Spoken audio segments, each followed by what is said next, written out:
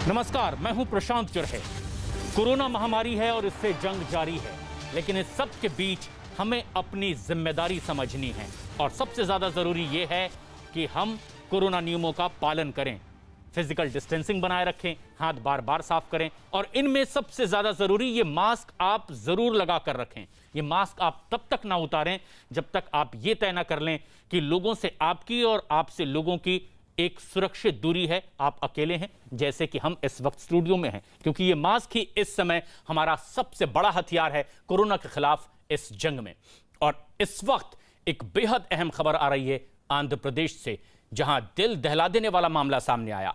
आंध्र प्रदेश में तिरुपति के रुइया सरकारी अस्पताल में 11 कोरोना मरीजों की ऑक्सीजन कमी की वजह से मौत हो गई है, लेकिन उससे भी पहले एक बेहद अहम खबर आ रही है बिहार से, जहां जन अधिकार पार्टी के प्रमुख और पूर्व सांसद पप्पू यादव को पटना पुलिस ने गिरफ्तार कर लिया है। पप्पू यादव पर लॉकडाउन के नियमों को तोड़ने और सरकारी काम में बाधा डालने का आरोप है। फिलहाल पप्पू यादव को पटना के गांधी मैदान थाने में रखा गया है और उनके खिलाफ कानूनी कार्रवाई की जा रही है। पप्पू यादव पर आरोप यह लगा है कि उन्होंने लॉकडाउन नियमों का उल्लंघन किया है। जहां बिहार में कोरोना के मामले बढ़ते देखने के बाद प्रशासन ने लॉकडाउन लगाया है, लोगों से अपने घरों में ही रहने की अपील की गई है। वहीं पप्पू यादव पर आरोप लगा है कि वो बाहर निकले हैं और कोरोना नियमों का उल्लंघन किया है। बगैर परमिट के गाड़ी का प्रयोग कर भ्रमण करना, इसके आरोप केस हुई है इनके ऊपर। बिल्कुल कानूनी कार्रवाई की जा रही है। केस हुई है इनके ऊपर। कानूनी कार्रवाई की जा रही है। क्या प्रॉब्लम हुई सरकार को? क्या किस जोन में आपको ले जाया जा रहा है? आपको क्या पता भैया, ये इनसे न पूछिएगा। हटे आप लोग। बाहर जाने नहीं दे रहे थे, जो लोगों को बचाएंगे उसका ये प्रतिफल है।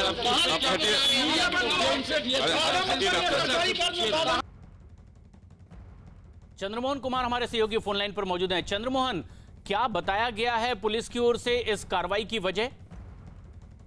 पप्पू यादव को तो फिलहाल अभी गांधी मैदान थाने में रखा गया है और पुलिस के मुताबिक साफ तौर पर यह कहा जा रहा है कि पप्पू यादव को इससे पहले जब भी वो शहर में निकले हैं और पुलिस उनको रोकी है तो उनसे यह कहा गया है कि वो पास बनवाकर और उसके बाद एक जगह से दूसरे जगह जाए, क्योंकि सरकार की तरफ से यह नियम लाया गया है कि जिनको भी इमरजेंसी केस में कहीं एक जगह से दूसरे जगह जाना है तो वो पास बनवा कर जाए। लेकिन पप्पू यादव बिना पास बनवाए शहर और साथ ही कई इलाकों में घूम रहे थे और आज सुबह जैसे पटना पुलिस का साफ तौर पर यह कहना है कि पीएमसीएच के कोरोना वार्ड में आज चले गए थे और सरकारी काम और जो बिहार में लॉकडाउन लागू हुआ है उसके उल्लंघन का आरोप है, जिसको लेकर पुलिस आज पहुंची थी सुबह में उनके घर पर और अभी उनको गिरफ्तार कर गांधी मैदान थाने में रखा गया है और आगे की कार्रवाई की जा रही है। साफ तौर पर पुलिस का यह कहना है कि पप्पू यादव बिना पास के जिस तरह से शहरों में घूम रहे थे, लोगों से मिल रहे थे, यह कानून तोड़ने का उनके ऊपर आरोप है और इसी को लेकर उनको गिरफ्तार किया गया है।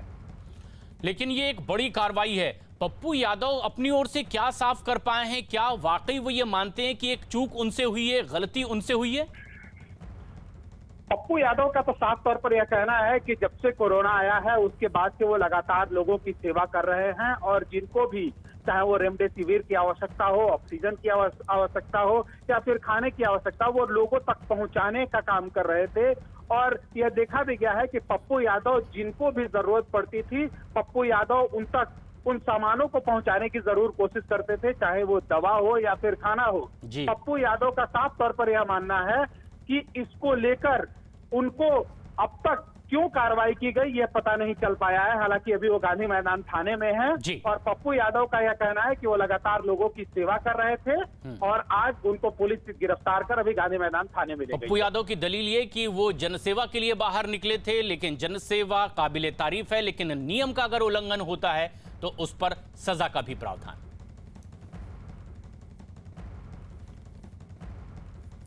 एक बड़ी खबर इस वक्त आ रही है आंध्र प्रदेश से, जहां दिल दहला देने वाला मामला सामने आया है। आंध्र प्रदेश में तिरुपति के रुइया सरकारी अस्पताल में 11 कोरोना मरीजों की ऑक्सीजन की कमी की वजह से मौत हो गई है।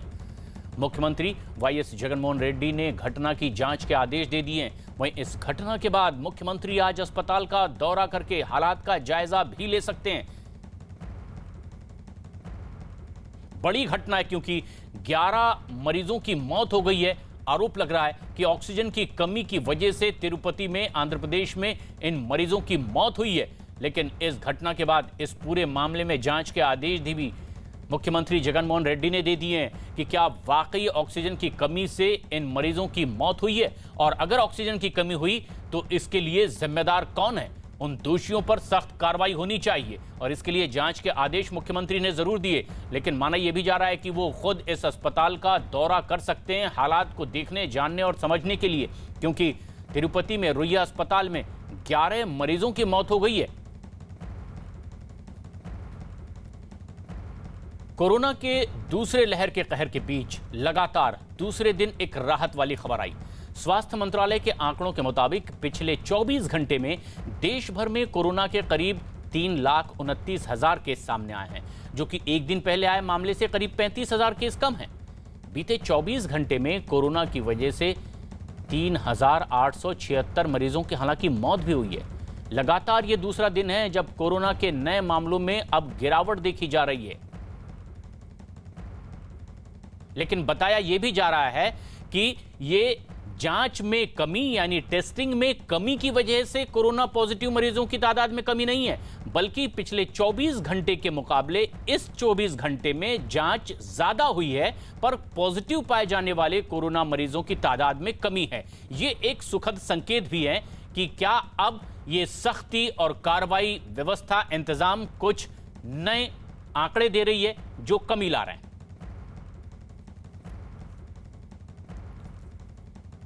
महाराष्ट्र से कोरोना को लेकर राहत भरी एक खबर सामने आ रही है, जहां राज्य में कोरोना के मामलों में कमी आई है और 24 घंटे में महाराष्ट्र में कोरोना के 37,236 मामले सामने आए। मरीजों की यह संख्या एक दिन पहले के आंकड़े से करीब 9,000 कम है। महाराष्ट्र में कोरोना वायरस के संक्रमण ने 24 घंटे में ही 549 लोगों को मौत की नींद भी सुला दिया है। अब महाराष्ट्र में कोरोना के कुल मामले 51.38 लाख यानी कि 51,38,000 के पार पहुंच चुके हैं, जबकि कुल मिलाकर 61,607 मरीज 24 घंटे में ठीक होकर अपने घरों को भी लौटे हैं पूरे महाराष्ट्र में। मुंबई में ही अकेले एक दिन पहले के मुकाबले आंकड़ों में कमी आई है और एक दिन में ही मुंबई में 1,782 नए मामले सामने आए हैं, जबकि मुंबई शहर में 24 घंटे में कोरोना की वजह से 74 लोगों ने जान गंवा दी है। इससे पहले मुंबई में 2,403 मामले सामने आए थे 24 घंटे में। फिलहाल मुंबई में 45,534 एक्टिव मरीज हैं। दिवाकर सिंह हमारे सहयोगी इस वक्त हमसे सीधे जुड़ रहे हैं। दिवाकर, ये जो आंकड़े अब नीचे आ रहे हैं कोरोना पॉजिटिव मरीजों के, ये राहत वाली तो खबर है, लेकिन क्या वजह बताई जा रही है? आरोप ये भी लग जाते हैं कई बार कि दरअसल टेस्टिंग कम हो रही है, इसलिए पॉजिटिव मरीजों की तादाद कम है। क्या ग्राफ है, क्या आंकड़े हैं टेस्टिंग के और पॉजिटिव पाए जाने वाले मरीजों के? देखिए प्रशांत, जो महाराष्ट्र सरकार लगातार ये कहती आ रही है कि हम लगातार 2 से 2.5 लाख टेस्टिंग जो है पूरे राज्य में कर रहे हैं, और जहां तक मुंबई की बात है तो करीब 50 से 60 हजार टेस्टिंग पर डे की जा रही है, ये बीएमसी का कहना है। दूसरी अहम चीज ये कि जो आंकड़े कम हो रहे हैं, जो लॉकडाउन लगा है करीब जो है 15 मई तक जो लॉकडाउन लगाया गया है, उसका भी असर हम कह सकते हैं, क्योंकि सड़कों पर गाड़ियां कम हैं, यानी लोग समझदारी दिखा रहे हैं, नियमों का पालन कर रहे हैं, इसके चलते अब कमी देखी जा रही है। मैं आपको बता दूं पिछले 2 दिनों में किस तरह की कमी दर्ज की गई है। आप 2 दिन पहले की बात करिए तो करीब 53,000 मामले सामने आए थे पूरे राज्य में, लेकिन उसके एक दिन पहले की बात करिए तो 48,000 मामले हुए, और अगर पिछले 24 घंटे की बात करेंगे तो 37,000 मामले। यानी लगातार जो कमी है वो दर्ज की जा रही है आंकड़ों में। और इसके साथ अगर मौत के आंकड़े को देखें प्रशांत, तो मौत का आंकड़ा भी अगर 24 घंटे में देखें तो 549 का रहा है। यानी इस 2 दिन पहले जो 800-900 के आंकड़े आ रहे थे मौत के, वो जो है कम होते दिख रहे हैं। और वहीं मुंबई की बात करें, मुंबई की अगर बात करेंगे तो काफी ज्यादा कमी देखी जा रही है। जब पिछले हफ्ते की बात करेंगे तो 3,000 से 4,000 मामले सामने आ रहे थे, लेकिन इस हफ्ते आप देखिए कि पहले 2,400 मामले सामने आए, फिर 24 घंटे में 1,700 मामले सामने आए। तो लगातार कमी दर्ज की जा रही है, मौतों की संख्या भी कम हो रही है।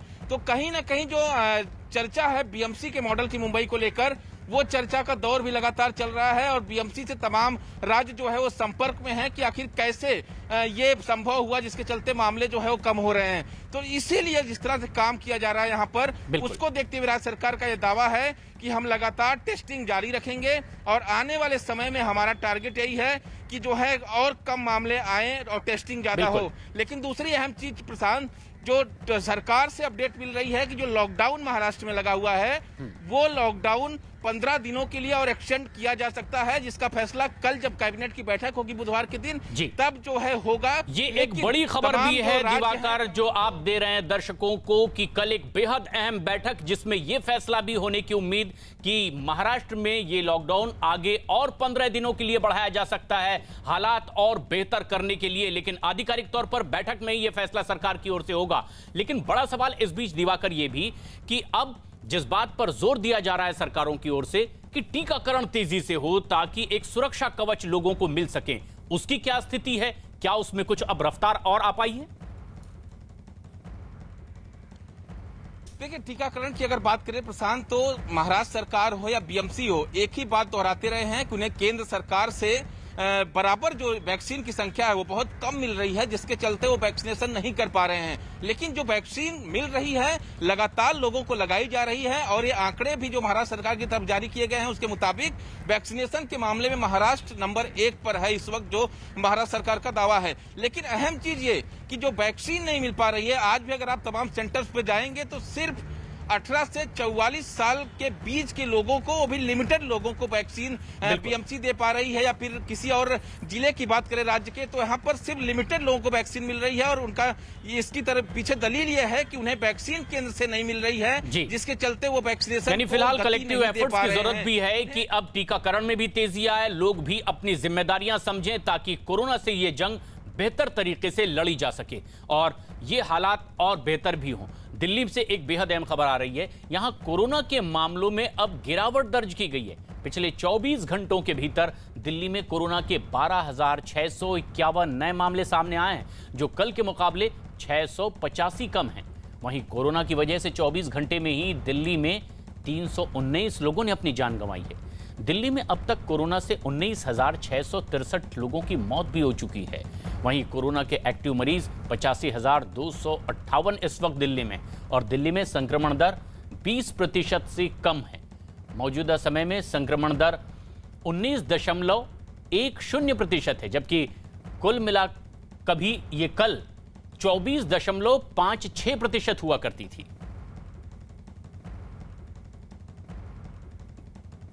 कोरोना वायरस के बढ़ते संक्रमण के बीच उत्तर प्रदेश से एक राहत भरी खबर आ रही है। उत्तर प्रदेश में नए केस की तुलना में ठीक होने वालों की संख्या में फिर एक बार इजाफा देखा जा रहा है। उत्तर प्रदेश में पिछले 24 घंटे के भीतर कोरोना के 29,709 मरीज ठीक हुए हैं। वहीं एक दिन में 21,331 नए मामले सामने आए हैं।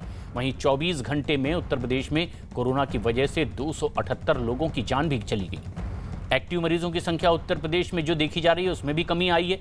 उत्तर प्रदेश में 2,25,000 एक्टिव मरीज इस वक्त हैं, जो कि कल के मुकाबले अब 8,000 कम हैं।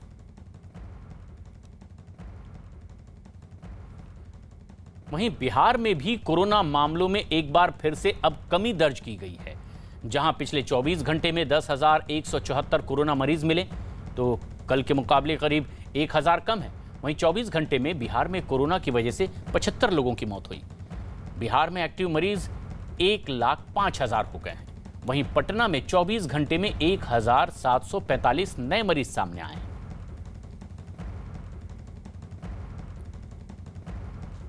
कोरोना की वजह से कर्नाटक में हालात तेजी से बिगड़ रहे हैं। हालात ऐसे हैं कि राजधानी बेंगलुरु में शवों को जलाने की जगह भी अब कम पड़ने लगी है और इसके बाद वहां श्मशान घाटों को बड़ा करने का काम शुरू कर दिया गया है। शव जलाने के लिए करीब 50 नई जगहें तैयार की जा रही है बेंगलुरु में, ताकि अंतिम संस्कार के लिए इंतजार लोगों को ना करना पड़े। सामने आई तस्वीरों में वहां तेजी से काम होता भी दिखाई दिया है और कर्नाटक में रोजाना करीब 40,000 नए मरीज सामने आ रहे हैं, जबकि वहां कोरोना से होने वाली मौतों का आंकड़ा भी तेजी से बढ़ता दिखाई दे रहा है। इसलिए इंतजामात और बेहतर करने की कोशिश की जा रही है। पश्चिम बंगाल में तो कोरोना के मामलों में अब एक बार फिर से तेज रफ्तार देखी जा रही है। पिछले 24 घंटे के भीतर ही पश्चिम बंगाल में पहली बार 19,445 नए मामले सामने आए, जो अब तक का एक सबसे बड़ा आंकड़ा पश्चिम बंगाल में बताया जा रहा है। इस दौरान 134 लोगों की कोरोना की वजह से पश्चिम बंगाल में मौत भी हो गई है। साथ ही साथ पश्चिम बंगाल में अब तक कोरोना से हुई मौत का आंकड़ा 12,461 तक पहुंच गया है। लेकिन इस सब के बीच राहत की बात यह है कि 24 घंटों में 18,675 मरीज ठीक होकर अपने घरों को भी गए। राजस्थान के सीकर में एक महिला अधिकारी के शव को कांधा देने का वीडियो सामने आया है। बताया गया कि वहां कोरोना की वजह से एक महिला की मौत हो गई, लेकिन डर के कारण इलाके का कोई भी आदमी उसके शव के करीब नहीं आ रहा था। इतना ही नहीं, गांव में कोई एम्बुलेंस भी नहीं मिल सकी। ऐसे में उस महिला का शव कई घंटे तक उसके घर के बाहर ही पड़ा रहा।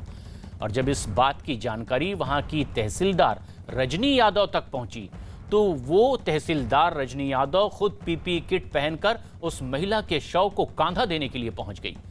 तस्वीर सामने आने के बाद उन महिला तहसीलदार की जमकर तारीफ हो रही है। लेकिन ये तस्वीर उत्साह बढ़ाने वाली भी है, सबक देने वाली है, प्रेरित करने वाली है, उत्साहित करने वाली है कि ऐसी विपदा की घड़ी में हमें कैसे मानवीय व्यवहार करने की जरूरत है, जो इस महिला अधिकारी ने दिखाया है। एक महिला जो कोरोना पॉजिटिव थी, कोरोना की वजह से उसकी मौत हुई, जब कोई उसे कांधा देने नहीं पहुंचा, शव घर के बाहर घंटों पड़ा रहा, तो इस महिला तहसीलदार ने पीपीई किट पहनकर महिला को कांधा दिया, अंतिम संस्कार किया।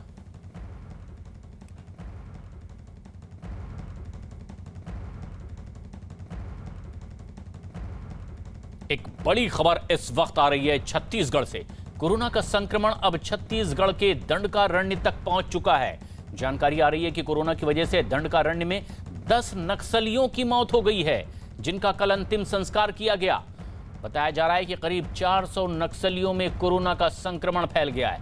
दंडकारण्य नक्सलियों का गढ़ बताया जाता है। साथ ही साथ यहां पर करीब 2 लाख आदिवासी इस जंगल में रहते हैं और अब उन्हें भी कोरोना का खतरा सताने लगा है।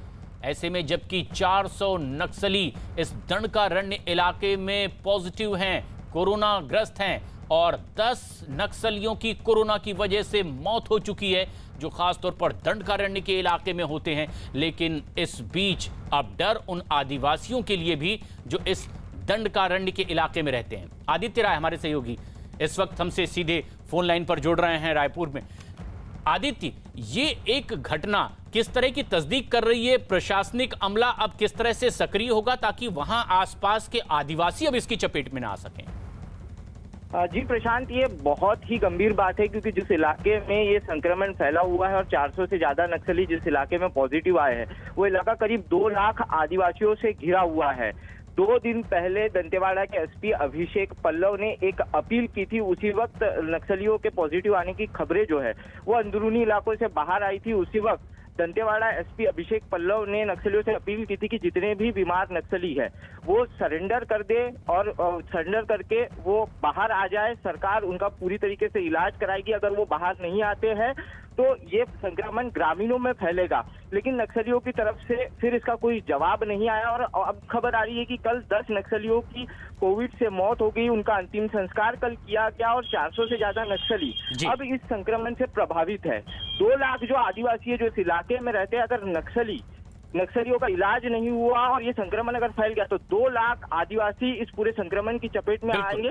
और बस्तर की ये आशंका बनी हुई है। लेकिन ये बड़ी खबर है कि 10 नक्सलियों की कोरोना की वजह से मौत हो गई है दंडकारण्य के इलाके में। छत्तीसगढ़ से आती है बड़ी खबर। बताया जा रहा है कि 400 नक्सली कोरोना पॉजिटिव हैं।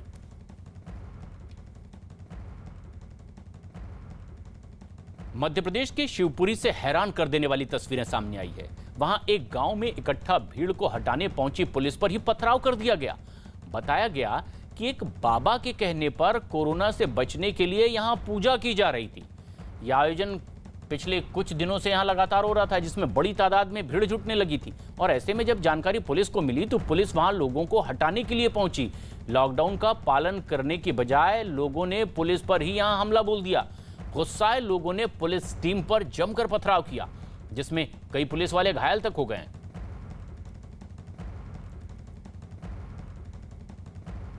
ये दौर बेहिसाब मुसीबतों से भरा हुआ है। जिधर नजर डालिए उधर किसी न किसी पर दुखों का पहाड़ टूटा नजर आता है। दुश्वारियों से भरे इस वक्त में कुछ लोग ऐसे भी हैं जो कहीं पर भी लोगों के चेहरे पर मुस्कान लाने के काम में जुटे हुए हैं, तो कई ऐसे भी लोगों की तकलीफों के काम करने में जुटे हुए हैं। और महामारी के दौर में यही वो महानायक भी हैं जो कोरोना काल में लोगों की मदद के लिए किसी पहाड़ की तरह डटे हुए हैं।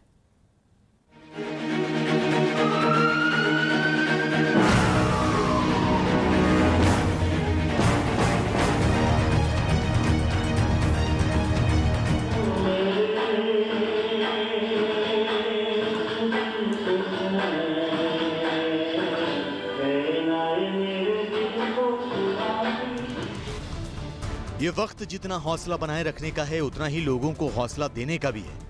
महामारी से पार पाना भले ही अभी दुश्वारियों भरा लग रहा हो, लेकिन जब हम इसी मुश्किल भरे दौर की कुछ कहानियां देखेंगे तो यकीन कीजिए आपकी राय कई मायनों में बदल जाएगी।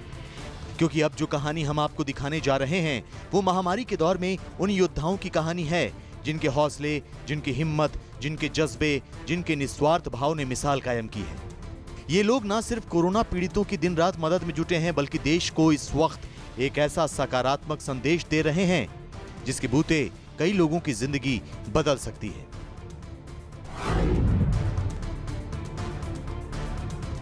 महामारी की मुसीबतों के बीच जब लोग एक दूसरे की मदद करने से भी कतरा रहे हैं, तब ट्विंकल कालिया और हिमांशु कालिया जैसे लोग उदाहरण की तरह सामने आते हैं। उत्तरी दिल्ली के प्रताप नगर इलाके में रहने वाली ट्विंकल कालिया दिल्ली की पहली महिला एम्बुलेंस ड्राइवर हैं जो इस वक्त किसी देवदूत की तरह कोरोना पीड़ितों की मदद में जुटी हैं। कोरोना पीड़ितों तक मदद पहुंचाने का मामला हो या फिर किसी कोरोना पीड़ित की लाश का अंतिम संस्कार करना हो, ये बेहिचक महामारी की चुनौतियों के बीच लोगों की मदद में जुटी हैं। आइए आपको मिलवाते हैं दिल्ली की उस सुपर वुमन से जिनके हौसले ने एक नई मिसाल कायम की है। ट्विंकल, सबसे पहले तो आपसे ये जानना चाहेंगे कि ये कोरोना के समय में आप इतनी मदद कर रही हैं, आपको डर नहीं लगता? अगर कुछ होना है तो घर में बैठे भी तो हो सकता है ना, पैर स्लिप होते भी तो जिंदगी खत्म हो सकती है, तो क्यों नहीं किसी की मदद करके किसी की जिंदगी बचाई जाए, क्योंकि सब कुछ तो ऊपर वाले के हाथ में है, उसी के हाथ में जीना और मरना रखा हुआ है। तो हम लोग अपनी एक इंसान ही इंसान की मदद कर सकता है, जानवर चाह के भी नहीं कर सकता। तो बस इसी दौड़ में हम लोग सेवा में लगे। आप लोगों ने एक वो सेंटर यहाँ पे खोल रखा है मेरे ख्याल से, जिसमें आपको कॉल्स है, उसके बारे में थोड़ा बताइए और कैसे आप लोग रिएक्ट करते हैं और क्या करते हैं फिर? हमारे मोबाइल नंबर्स हैं जिसपे हमें कॉल आती है, और देन जैसे ही कॉल आती है हम लोग एम्बुलेंस प्रोवाइड कर देते हैं। अभी तक मेरे पास जो हैं 12 एम्बुलेंस जो हैं वर्किंग में हैं इस समय। कहीं से भी कॉल आती है इमीडिएटली हम लोग भेज देते हैं। किसी को प्लाज्मा चाहिए होता है तो उसके लिए भी नंबर्स और लिंक सेंड कर देते हैं, और किसी ने अपना टेस्ट करवाना है या फिर क्रिमिनेशन करवाना है कोविड पेशेंट का, तो भी हम लोग मदद कर देते हैं। जी, फ्री ऑफ कॉस्ट। हाँ जी, फ्री ऑफ कॉस्ट। और कितने कॉल्स दिन में आते हैं और कितने लोग? 200 से ज्यादा कॉल्स आ रहे थे हमारे पास, और 40 to 50 कॉल्स डन हो जाते हैं जिनको हम सेवा दे पाते हैं। आपको जानकर हैरानी होगी, ट्विंकल कालिया यूं ही सुपर वुमन नहीं है, इनका खुद ब्रेस्ट कैंसर का इलाज चल रहा है। बावजूद इसके अपनी जान की परवाह किए बगैर ये दिन रात कोरोना पीड़ितों की सेवा में जुटी हैं। अहम बात तो यह है कि इन चुनौतियों के बीच ट्विंकल कालिया के पति हिमांशु कालिया भी पूरी शिद्दत के साथ लोगों की मदद में जुटे रहते हैं। ये बस कुदरत मैनेज करवा रहा है और हर चीजें बदस्तूर जारी हैं। बस ये है कि हम ये कोशिश करते हैं कि ज्यादा से ज्यादा लोगों को कैसे सेवाएं दी जा सकती हैं, और हमारे पास जो इंफ्रास्ट्रक्चर है इसी दायरे में रहते हुए कैसे हम ज्यादा से ज्यादा लोगों की मदद कर पाए। ट्विंकल कालिया के इस बेहद जिम्मेदारी भरे काम को समझने के लिए हमने भी उनके साथ मयूर विहार का रुख किया, जहां से उनके पास एक 42 साल की महिला की कोरोना से मौत की खबर आई थी। कोरोना काल में जिस मिशन को ट्विंकल कालिया ने शुरू किया है उसे अंजाम तक पहुंचाने के लिए बाकायदा एक टीम इनके साथ रहती है। दावा किया जा रहा है कि अब तक 1000 से ज्यादा लोगों की ये परिवार मदद कर चुका है। हमारे मोबाइल नंबर्स हैं जिस पे हमें कॉल आती है और देन जैसे ही कॉल आती है हम लोग एम्बुलेंस प्रोवाइड कर देते हैं। अभी तक मेरे पास जो हैं 12 एम्बुलेंस जो हैं वर्किंग में हैं इस समय। कहीं से भी कॉल आती है इमीडिएटली हम लोग भेज देते हैं। किसी को प्लाज्मा चाहिए होता है तो उसके लिए भी नंबर्स और लिंक सेंड कर देते हैं, और किसी ने अपना टेस्ट करवाना है या फिर क्रिमिनेशन करवाना है कोविड पेशेंट का तो भी हम लोग मदद कर देते हैं। मुसीबत की इस घड़ी में छोटी सी भी मदद किसी के भी चेहरे पर मुस्कान ला सकती है। कुछ ऐसा ही किया है दिल्ली की नजफगढ़ पुलिस ने। यहाँ झुग्गियों में पुलिस न सिर्फ दूध और बिस्किट बांटने में जुटी है बल्कि लोगों को मास्क बांटकर जन जागरूकता भी फैला रही है। दरअसल लॉकडाउन की वजह से सबसे ज्यादा मुसीबत गरीब तबके के सामने आ खड़ी हुई है। यही वजह है कि ऐसे लोगों तक राहत पहुंचाने के लिए दिल्ली पुलिस ने एड़ी चोटी का जोर लगा दिया है। कोविड के चलते हुए जो है कुछ लोग डिस्ट्रेस कॉल्स हमारे पास आती रहती है regarding shortage of food, regarding कई बार ऐसी भी कॉल आती है कि रहने की जगह नहीं है बाहर, और तो उसमें हम जो है तुरंत रिस्पॉन्ड करते हैं और हमने जो सोशल वर्कर्स हैं NGOs हैं उनसे कांटेक्ट कर रखा है और हम अपने लेवल पे भी जहाँ पर इस तरह की कॉल्स आते हैं वहाँ पर खाने पीने की सामग्री डिस्ट्रीब्यूट करते हैं। कोरोना काल में पुलिस कर्मियों का काम बहुत चुनौतीपूर्ण है। पुलिस वालों को कोरोना नियमों का पालन करवाने के लिए दिन रात मुस्तैद रहना पड़ता है। बिना रुके बिना थके अपनी ड्यूटी निभानी पड़ती है। मध्य प्रदेश के देवास के सब इंस्पेक्टर कपिल सिंह नरवले भी अपना फर्ज निभा रहे हैं, लेकिन सोशल मीडिया के जरिए जैसे ही इन्हें ये पता चला कि एक गर्भवती महिला को खून की जरूरत है, ये फौरन अस्पताल पहुंच गए और ब्लड डोनेट किया। खास बात ये कि इसके बाद इंस्पेक्टर कपिल सिंह नरवले वापस ड्यूटी पर लौट गए। मुझे सूचना प्राप्त हुई हमारे स्टाफ के द्वारा कि किसी महिला को डिलीवरी पेशेंट है वो जो संस्था हॉस्पिटल में एडमिट है, इसकी इमरजेंसी वार्ड है वहाँ एडमिट है वो, उसको बी नेगेटिव ब्लड ग्रुप की आवश्यकता थी। मुझे जैसी सूचना प्राप्त हुई मैंने वरिष्ठ अधिकारी नोट करा कि एक महिला है जिसको बी नेगेटिव की ब्लड की आवश्यकता है। तत्काल हमने यहाँ से रवाना हो गया, उसको ब्लड डोनेट करा मैंने। कोरोना काल में कपिल जैसे पुलिस कर्मियों की देशभक्ति और जन सेवा की जितनी तारीफ की जाए कम है, क्योंकि ऐसे बहुत कम लोग हैं जो इस संकट में दूसरों की मदद करने के लिए आगे आ रहे हैं।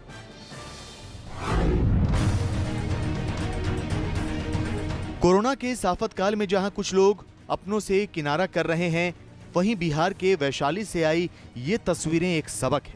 दरअसल वैशाली के इस सामुदायिक चिकित्सा केंद्र में कोरोना की वजह से एक व्यक्ति की मौत हो गई। मरीज की मौत के बाद उसका कोई भी परिजन अंतिम संस्कार करने के लिए सामने नहीं आया। 20 घंटे तक उसका शव पड़ा रहा। यही नहीं, शव को अंतिम संस्कार करने के लिए ले जाना भी मुश्किल था, क्योंकि एम्बुलेंस की हालत बेहद खराब थी। एम्बुलेंस कई सालों से बंद पड़ा था। ऐसे में चिकित्सा प्रभारी खुद कोरोना मरीज का शव कंधों पर लेकर शमशान घाट पहुंचे। PPE किट पहनकर सामुदायिक चिकित्सा केंद्र के कर्मचारियों ने कोरोना से मारे गए शख्स का अंतिम संस्कार किया। शव वाहन 3 है, एक डेडिकेटेड महुआ के लिए है, 2 जिला स्तर पर है, जो कि हम अंबेडकर जो कोविड हॉस्पिटल है, ITI हॉस्पिटल उसके लिए, प्लस पब्लिक का। तो इन लोगों से हम लोग को दिक्कत ये होता है कि सब वहाँ से डेड बॉडी ले जाता कोनारा घाट, लेकिन 4 घंटा डिले कर देता है। अब वहाँ के परिजन अपने परिजन को बुलाता है, लकड़ी खरीदता है, तब उस पर रखने के लिए अलाउ करता है, तब तक एम्बुलेंस वहाँ डेड बॉडी लेके खड़ा रहता है। ये सबसे बड़ी समस्या हम लोग के लिए है। ये आदमी तैयार नहीं था। मेरे आगे बढ़ने पर ही हमारे 2 और स्टाफ, 2 मल्लिक स्टाफ जो हमारे अस्पताल में ही कार्यरत हैं, उन्होंने मेरा साथ दिया और तब हम जाके उसकी रैपिंग कराए। रैपिंग करा के उसका दाह संस्कार तक के जाके मैं कराया। केंद्र और राज्य सरकारें जहां लोगों तक राहत पहुंचाने के काम में जुटी हैं, वहीं दिल्ली के गुरुद्वारा बंगला साहिब ने 400 ऑक्सीजन बेड के साथ एक कोविड केयर सेंटर खोला है। यहां कोरोना के मरीजों को दाखिला मिलना शुरू हो गया है। दिल्ली के अलग अलग इलाकों से अस्पताल के लिए दर दर भटक रहे लोग यहां पहुंच रहे हैं। कोरोना काल में गुरुद्वारा बंगला साहिब हमेशा की तरह लोगों की सेवा में जुटा है।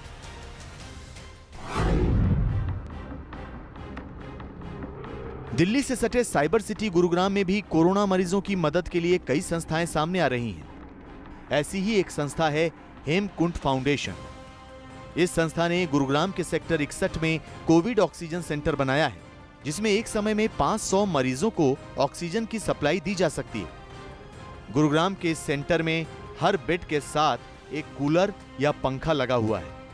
कोविड मरीजों के लिए पेंट्री बनी हुई है। हर एक बेड के साथ बिजली का प्लग दिया हुआ है ताकि मरीज या परिजन अपने मोबाइल चार्ज कर सके। किसी मरीज को शौचालय जाना हो तो उसके लिए इलेक्ट्रिक गाड़ी की भी व्यवस्था है। इतना ही नहीं, इस फाउंडेशन के साथ कई बड़े डॉक्टर्स भी जुड़े हुए हैं जो मरीजों को फ्री कंसल्टेशन दे रहे हैं। इससे पहले यह संस्था अपने ऑफिस पर ही ऑक्सीजन का लंगर चला रही थी। डर लग रहा है, बहुत ही अच्छा लग रहा है। हॉस्पिटलों में तो ट्रीट अच्छे से कर ही नहीं रहे, घबरा ज़्यादा देते हैं पेशेंट को कि ऑक्सीजन लेवल डाउन है, आईसीयू चाहिए, वेंटिलेटर चाहिए। मुझे यहाँ ज़्यादा बेटर लग रहा है। हम छोटे छोटे O2 सेंटर्स बना रहे हैं। अभी मध्य प्रदेश ये कार्स जा रही हैं and our team will be going to Madhya Pradesh as well. Himachal Pradesh we are also supporting smaller institutions. Badu Sahib in Himachal Pradesh, उनको हमने ऑक्सीजन सिलेंडर्स दिए and concentrators. Then Greater Noida में गुरुद्वारा, जो भी छोटे छोटे गुरुद्वारे, छोटे छोटे मंदिर, वो have the area and the resources to set up smaller facility, उनको हम concentrators and cylinders, PP kit, सब कुछ हम सप्लाई कर रहे हैं।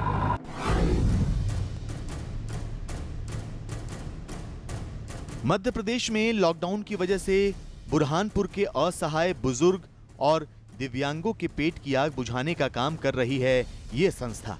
रोटी बैंक सेवा, जन सहयोग और बिना सरकारी मदद के ऐसे लोगों को रोजाना गर्मा गर्म पौष्टिक भोजन पहुंचा रही है। यही नहीं, ये संस्था लोगों को कोरोना से बचाव और वैक्सीनेशन के लिए जागरूक करने का काम भी कर रही है।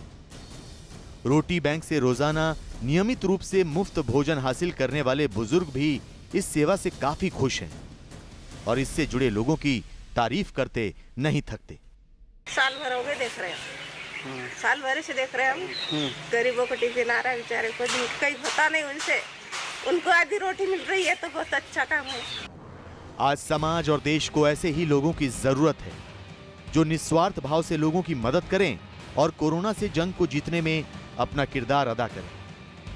भारत में ऐसे लोगों की कोई कमी भी नहीं है। ऐसे में ये उम्मीद करना बेमानी नहीं होगा कि कोरोना से हम लड़ेंगे और जल्द जीत भी हासिल करेंगे।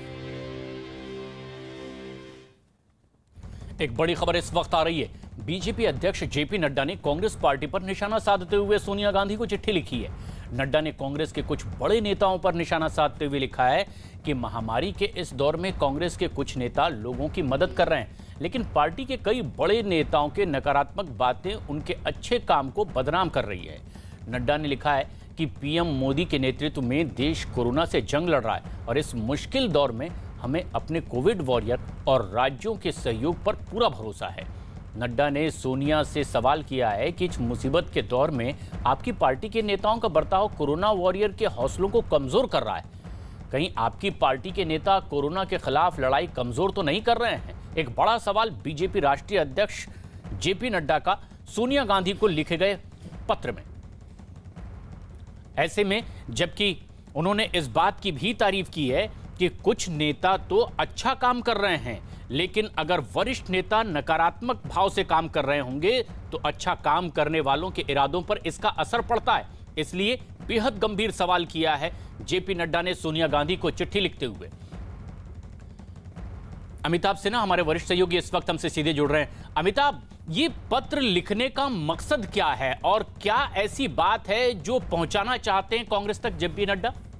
देखिए, पिछले कुछ दिनों में आपने देखा होगा, जब से बंगाल चुनाव के नतीजे आए, कांग्रेस लगातार हमले तेज कर दिए हैं कोविड के खिलाफ लड़ाई को लेकर कि सरकार इसके लिए पूरी तरह से तैयार नहीं थी। प्रधानमंत्री मोदी पर आरोप लगा रही है कांग्रेस की उन्होंने देर से पूरी कमी, जब देश हताश हो चुका था तब एक्शन लेना शुरू किया था सरकार ने। तो ये तमाम चीज़ें हैं। सोनिया गांधी ने कांग्रेस वर्किंग कमेटी में कल आरोप लगाए थे। सोनिया गांधी ने इसके पहले प्रधानमंत्री को खत भी लिखा था। ये तो तमाम चीज़ें हैं पिछले हफ्ते भर से चली आ रही हैं, वो भी ऐसे वक्त जब प्रधानमंत्री खामोश हैं और खामोशी से ऑक्सीजन को लेकर बैठकें कर रहे हैं। दुनिया भर से जो सप्लाई आ रही है, मदद आ रही है ऑक्सीजन को लेकर, दवाइयों को लेकर, उसकी समीक्षा कर रहे हैं। ऐसे वक्त में कांग्रेस की लड़ाई, कांग्रेस की का निशाना साधना किस हद तक लड़ाई को कमजोर कर रहा है और कांग्रेस किस कमी क्या है, ये बताने के लिए जेपी नड्डा ने आज खत लिखा है। और जेपी नड्डा ने साफ साफ कह दिया है कि ये आत्ममंथन का समय अभी कांग्रेस का है, क्योंकि प्रधानमंत्री मोदी सभी राज्यों के मुख्यमंत्रियों से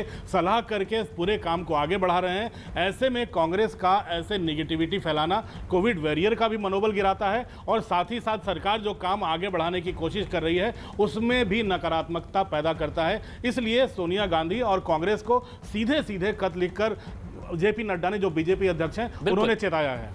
और दरअसल अब ये एक राजनीतिक तौर पर भी हमला माना जा सकता है, क्योंकि बीजेपी के राष्ट्रीय अध्यक्ष अगर सोनिया गांधी को चिट्ठी लिखते हैं, कांग्रेस के कई वरिष्ठ नेताओं पर वो सवाल खड़े करते हैं, ऐसे में जबकि देश कोरोना से ये जंग लड़ रहा है, वरिष्ठ कांग्रेसी नेताओं के बयानों को लेकर के वो सवाल खड़े करते हैं कि क्या देश जो कोरोना से लड़ाई लड़ रहा है उसे कमजोर करने की ये कोशिश तो नहीं है।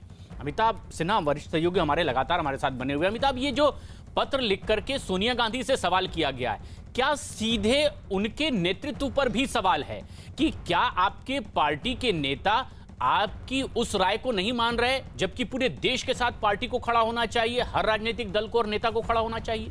देखिए, इस चिट्ठी में जो 2-3 चीज़ें लिखी हैं उससे साफ साफ ये झलक रहा है। उन्होंने कहा कि क्या कांग्रेस वर्किंग कमेटी की बैठक में कोविड को लेकर सरकार क्या कदम उठा रही है, सरकार उनके मुख्यमंत्रियों से क्या बात कर रही है, क्या कांग्रेस की वर्किंग कमेटी जो उनकी सबसे सर्वोच्च संस्था है, क्या उसमें कोविड को लेकर चर्चा नहीं होती। ये बात जेपी नड्डा ने उठाई है सोनिया गांधी को खत लिखकर। उन्होंने सोनिया गांधी को दूसरी बात कही है, जब उनकी पार्टी के कई जूनियर नेता समाज सेवा का काम कर रहे हैं, ऑक्सीजन सप्लाई से लेकर राहत का काम कर रहे हैं, ऐसे में पार्टी के शीर्ष नेता इस सरकार के इस काम को क्यों सवाल उठा रहे हैं, क्यों सवालिया निशान उठा रहे हैं, और इस सवाल उठाने में युवराज राहुल गांधी भी हैं। तो जाहिर तौर पर यह निशाना सोनिया गांधी पर भी है कि आखिर वो सब कुछ अपनी मुट्ठी में लेकर ये क्यों नहीं अपने पार्टी के नेताओं को कहती कि सरकार हमारे मुख्यमंत्रियों से बात कर रही है, देश भर के तमाम मुख्यमंत्रियों से पीएम खुद बात कर रहे हैं, ऐसे में क्या हम लोग सहयोग करें ताकि देश इस संकट से बाहर निकल सके। तो चिट्ठी लिखने का मकसद ही यही है कि देश की दूसरी सबसे बड़ी पार्टी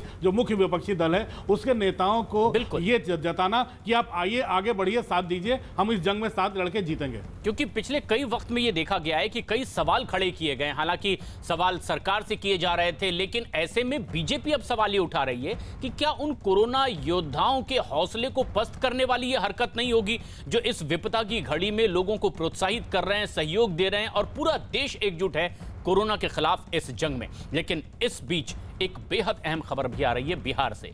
बिहार के बक्सर जिले के गंगा घाट पर करीब 50 शव नदी में तैरते मिले हैं और इसके बाद पूरे इलाके में हड़कंप मच गया। शव मिलने के बाद पूरे इलाके में बड़ी महामारी को लेकर के अब लोग डरे हुए हैं। शक ये है कि कोरोना से मौत होने के बाद लोगों के शव को जलाया नहीं गया, बल्कि उन्हें जैसे तैसे अंतिम संस्कार के नाम पर गंगा में फेंक दिया गया, बहा दिया गया। गंगा में एक एक करके दर्जनों शव ऐसे बहते हुए लोगों ने देखे हैं। बहते हुए शव मिलने के बाद उस पूरे बक्सर इलाके में हड़कंप मच गया। वहीं स्थानीय प्रशासन का दावा यह है कि दरअसल ये शव गंगा में बहते हुए उत्तर प्रदेश से यहां तक पहुंचे हैं और आशंका ये जाहिर की गई है कि ये कोरोना मरीजों के शव हो सकते हैं।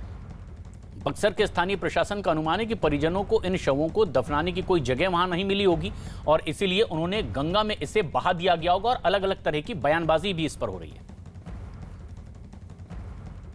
ये जो लाशें हैं, पता चल रहा है ग्रामीणों द्वारा ऐसा कि उत्तर प्रदेश में बीरपुर है और बारे गांव है, वहाँ पे लगभग 500 के आसपास लाशें लगी हुई हैं, जैसा ग्रामीणों ने बताया। अब ये ऑथेंटिक न्यूज़ हम लोगों के पास नहीं है, कोई देखा नहीं है। और जो लाशें बह के आ रही हैं ये महादेवा घाट से श्मशान घाट तक ऐसा बनावट है कि सारी लाशें यहीं पे आके रुक जाती हैं, वो बाहर नहीं निकल पाती हैं। और इस स्थिति में अभी करीब खुद हम लोग देखे हैं, हम और सीओ साहब, 40 से 50 लाशें अभी पड़ी हुई हैं और आने का सिलसिला जारी है। जो बारे और बीरपुर में है लाशें, लगता है कि वो एक अंतराल पे कुछ लाशें बह के यहाँ पे आके लग जा रही हैं। इसी कारण यहाँ पे जमावड़ा हो गया है लाशों का। इस बीच एक बड़ी खबर आ रही है जम्मू कश्मीर के अनंतनाग से, जहां सुरक्षा बल को एक बड़ी कामयाबी हाथ लगी है। मुठभेड़ के दौरान जवानों ने 3 आतंकियों को मार गिराया है। आतंकियों के छिपे होने की खबर इस इलाके में सुरक्षा बल को मिली थी और जवानों ने पूरे इलाके की घेराबंदी कर ली। कई घंटे तक चली मुठभेड़ के बाद जवानों ने 3 आतंकियों को ढेर कर दिया है। फिलहाल इलाके में सर्च ऑपरेशन जारी है। ये देखने की भी कोशिश है कि क्या इससे ज्यादा और कोई लोग यहाँ मौजूद तो नहीं जो इन आतंकियों को मदद पहुंचा रहे थे, या उनके सहयोगी इसमें तो नहीं छिपे हुए हैं। मुठभेड़ में इन तीनों ही आतंकी ढेर कर दिए गए हैं। अनंतनाग इलाके में दरअसल कुछ आतंकियों की मौजूदगी की जब खबर सुरक्षा बलों को मिली तो सुरक्षा बल ने उस पूरे इलाके की घेराबंदी कर ली।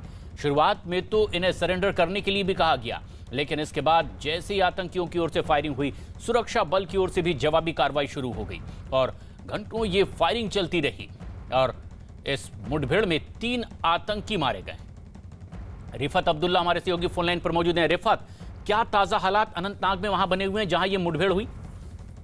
देखिए, जिस तरीके से मैंने पहले ही कहा था कि वायलू एरिया में 2 से 3 मिलिटेंट हो सकते थे छुपे हुए, और पुलिस ने अब इसकी पुष्टि कर दी है कि 3 मिलिटेंट मारे गए। पहले 1 मिलिटेंट मारा गया था, अब 2 मिलिटेंट और जो है वो मारे गए, तो कुल मिला के 3 मिलिटेंट मारे गए थे। रात के दौरान ही कॉर्डन सर्च ऑपरेशन शुरू किया गया था। कुकरनाग का एरिया है, ये अनंतनाग डिस्ट्रिक्ट में पड़ता है, साउथ कश्मीर में, और आपको मालूम है कि कोविड की क्राइसिस है, लेकिन उसके बावजूद भी एंटी मिलिटेंसी ऑपरेशन जारी हैं। लगातार इनपुट्स जो मिल रहे हैं आर्मी, सीआरपीएफ और पुलिस को, उस पे जो है फौरन कॉर्डन सर्च ऑपरेशन उस एरिया में किया जाता है, और यही वजह है कि आज 3 मिलिटेंट मारे गए हैं। कोविड क्राइसिस के बावजूद भी एंटी मिलिटेंसी ऑपरेशन जारी हैं। प्रशांत, अनंतनाग में मुठभेड़ आखिरकार खत्म हो गई है, सर्च ऑपरेशन जारी है, लेकिन 3 आतंकियों को सुरक्षा बल ने मार गिराया है।